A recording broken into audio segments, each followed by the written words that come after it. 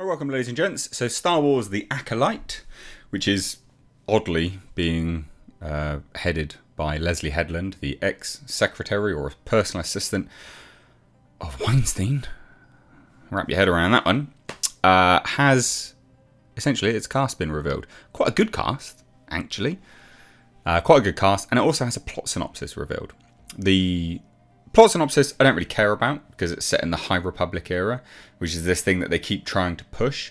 Don't think it's been that popular. In fairness, the books haven't sold that well, and it just seems really uninspired and a bit boring as well. In fairness, show it far flung into the future. Stop this retroactive stuff in the past. It's a bit nonsense. But the cast is great. So we have the cast here, obviously mega zoomed in. But our first one is Amandla Stenberg. So cool, fine, no worries. Lee Jung-jae, who was in Squid Game. Got Manny Jacinto. We've got Rebecca Henderson. Jodie Turner-Smith, who isn't anything. That's a model turned actress. We've got Daphne Keane. Yep, that's what she looks like now. Who obviously was obviously in Logan as a child, but that's what Daphne Keane looks like now. Good. Like, I tell you what, I'll be really interested to see what Daphne Keane does now as an adult actress, because she was stellar as a child, standout in Logan, absolutely fantastic. So. Sort of all jokings aside on appearance-wise, 100% looking forward to seeing what she can actually do now. We've got Charlie Barnett, Dean Charles Chapman, and Carrie-Anne Moss. So, as you can see, quite a good cast. Actually, a pretty bloody good cast as far as things go. Which is good. Like, I mean, that's half.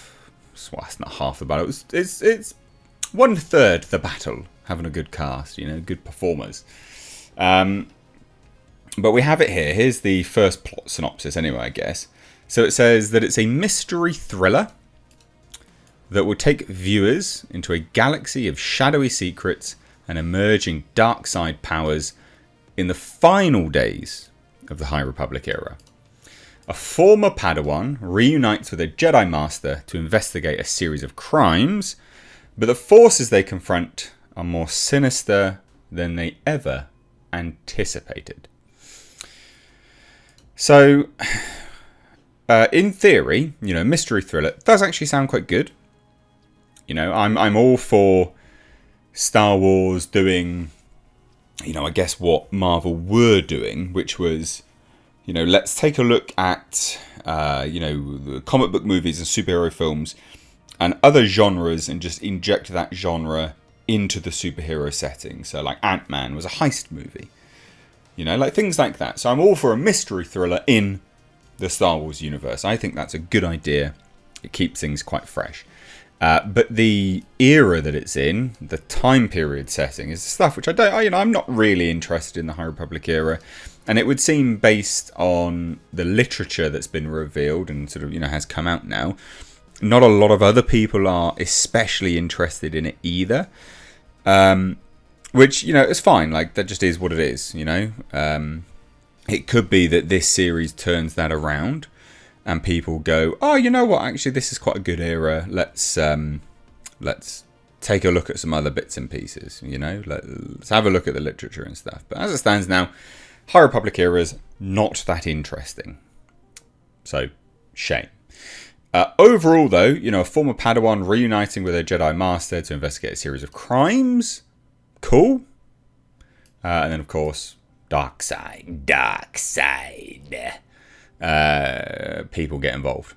So, rumour has it the series would focus on a dark side disciple as he trains to become a Sith apprentice. But it sounds like the story will actually take place from the point of view of a Jedi. And I think that's a missed opportunity. I think if you had done it from the perspective of the dark side users, I think that could have been a really interesting way to take this. But outside the box, we've had everything from the good sides. I'd like to see someone's strength of conviction on doing these atrocities that they go through. I don't want to make them sympathetic. I'd like them to be an out-and-out villain and just see what the hell's going on, because I think that would be really interesting. Now, they say here that this could be a misdirect, and the show, which takes place obviously way before The Phantom Menace, by the way, remains incredibly intriguing. Now, so again, it's from showrunner and executive producer Leslie Headland. The Acolyte's now begun production in the UK, so it's already started. And the executive producers are, of course, KK, Simon Emanuel, Jeff F. King, a whole bunch of other individuals. But Headland will also direct the series pilot. So that'll be interesting to see, what she's good with that anyway. And this is our kind of like first look image of it as well, I guess. Which is, there's Leslie. Cool, fine. Set piece looks nice. It looks like some kind of underground bunker thing. I mean, that could be Jabba's palace, right? Like, that could be anywhere. So I'm not going to get mega excited about that. But I think this sounds okay. All in all, it sounds okay. Carrie-Anne Moss, I think, is potentially the most intriguing. Carrie-Anne Moss in Disney. Obviously, for those that don't remember the name or remember what she looks like, recognizes her. She's Matrix, right? Trinity in Matrix. But the others here, again, Lee Jung-jae of Squid Game, Manny Jacinto of Nine Perfect Strangers, Daphne Keane was in His Dark Materials, Jodie Turner-Smith, Queen, and Slim, Rebecca Henderson, Inventing Anna, Charlie Barner, Russian Doll. So that's someone that Leslie Headland's actually worked with before. Dean Charles Chapman, 1917. 1917 was great, actually, so, have some promising hope for that. So there you have it. I mean, there's not an awful lot else to go through. The plot synopsis could be a bit of a misdirect, could be throwing everyone off. But all in all, I think this sounds really good. No, wait. Did I just say it sounds really good? No. Cautiously optimistic. Let me correct myself, alright?